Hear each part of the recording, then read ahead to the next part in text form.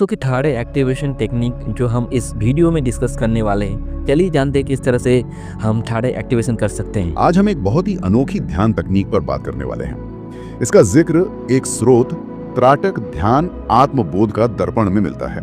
ये त्राटक का दूसरा चरण है जिसमें आईने का इस्तेमाल होता है जी, और इसमें करीब 1 घंटे की प्रक्रिया बताई गई है। तो चलिए जरा गहराई से समझते हैं इसे। हाँ बिल्कुल, ये जो स्रोत है वो इस पूरी प्रक्रिया को मतलब त्राटक के दूसरे चरण को 2 हिस्सों में बांटता है।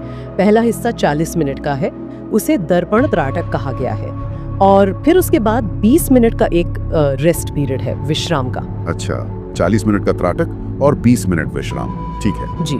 तो पहले हिस्से के लिए मतलब दर्पण त्राटक के लिए कुछ खास तैयारियां करनी होती हैं। बताया गया है कि एक कमरा चाहिए जो बिल्कुल अंधेरा हो, मतलब बाहर से कोई रोशनी ना आए, कोई आवाज ना आए, एकदम शांत। बिल्कुल अंधेरा, ओके। हाँ, और उसमें एक बड़ा आईना, मतलब जिसमें आप आराम से अपना चेहरा देख सके, वो सामने रखना है।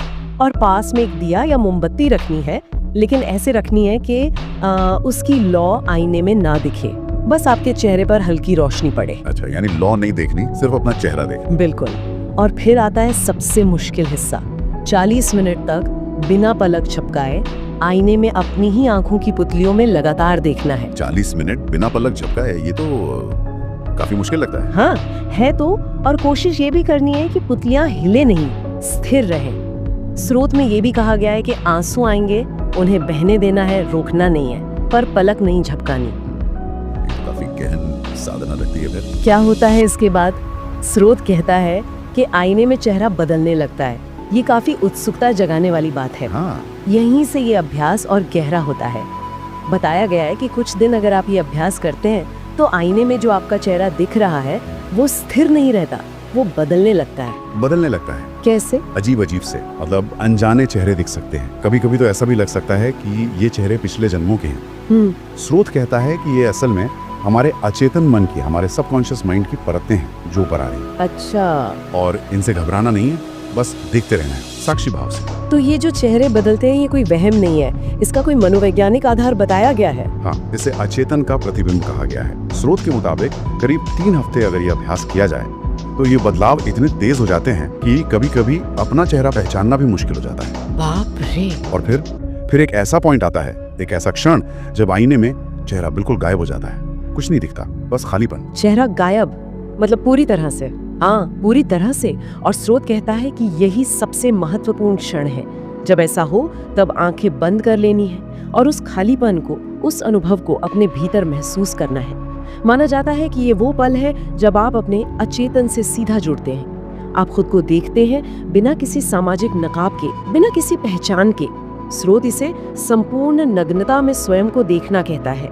संपूर्ण नग्नता मतलब अपनी असलियत में, बिना किसी बाहरी परत के। जी हाँ, और यहीं से कहा गया है कि अंदरूनी बदलाव की, ट्रांसफॉर्मेशन की शुरुआत होती है। तो कुल मिला के ये पूरी प्रक्रिया एक तरह से खुद का सामना करने के लिए डिजाइन की गई है, अपनी उन गहराइयों का जिनसे हम शायद भागते हैं। बिल्कुल सही समझा आपने। ये अपने ही वजूद की परतों को उघाड़ने जैसा है। और इसके बाद आता है दूसरा चरण, वो 20 मिनट का विश्राम। हाँ, वो 20 मिनट। उसमें बस आंखें बंद करके शांति से बैठना है, शरीर को, मन को बिल्कुल ढीला छोड़ देना है, और जो भी विचार आए, जो भी एहसास हो, उन्हें बस देखना है, बिना किसी जजमेंट के, बिना रिएक्ट किए, जैसे कोई दर्शक देख रहा हो। साक्षी भाव। एक तरह से इंटीग्रेशन का समय है ये। जो अनुभव हुआ उसे सेटल होने देना। हाँ, कह सकते हैं। स्रोत इस पूरे प्रयोग को बहुत शक्तिशाली मानता है। अगर इसे नियमित रूप से और सही ढंग से किया जाए तो ये आत्म साक्षात्कार, सेल्फ रियलाइजेशन का दरवाजा खोल सकता है। लेकिन साथ में ये भी चेताया गया है कि इसमें संयम, हिम्मत और स्थिरता बहुत जरूरी है। ये कोई हल्की फुल्की प्रक्रिया नहीं है। बिल्कुल। तो अगर संक्षेप में कहें तो ये तकनीक आईने का इस्तेमाल करके हमें अपने अंदर झांकने में मदद करती है, ताकि अचेतन की जो परतें हैं वो खुलें और हम अपने असली रूप के शायद ज्यादा करीब आ सकें, जैसा कि स्रोत बताता है।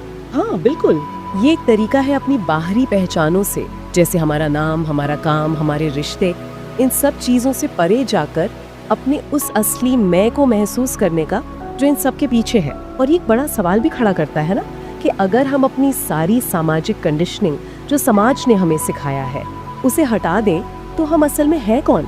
हमारा वास्तविक स्वरूप क्या है? ये वाकई एक गहरा सवाल है और जैसा कि जिक्र हुआ, इस रास्ते पे चलने के लिए धैर्य और साहस चाहिए। हाँ, और यहाँ एक बात सोचने वाली है, जो स्रोत इशारा करता है पर शायद पूरी तरह खोलता नहीं, वो जो खालीपन का क्षण है, जब आईना खाली हो जाता है, जब सारी पहचानें खुल जाती हैं, उस नग्नता के अनुभव में व्यक्ति अपने बारे में असल में क्या खोजता है? जब कोई लेबल नहीं बचता तो क्या बचता है? ये एक ऐसा विचार है जिस पर आगे मनन किया जा सकता है।